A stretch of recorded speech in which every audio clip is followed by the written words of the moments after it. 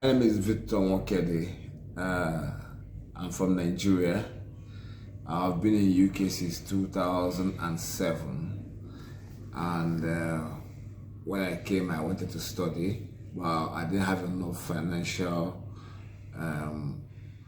didn't have enough finance to study, so I went into work.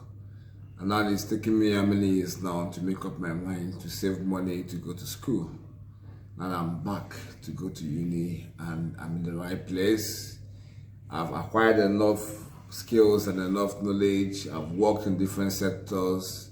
Now is the time to better my life as I've gotten much older and exposed, and my intellectually sound to go further in my education.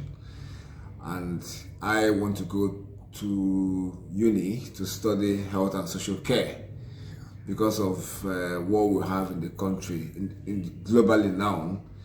I know in the next 2 to 5 years there will be so much surge for health workers. So I've ventured into that area because I know I will do well, and my aim is to come out with first class, and it will happen. So I encourage everyone that has not acquired education to try as much as possible to acquire at least level step ahead in education, whatever they do. That's all I've got to say. Thank you. Take care.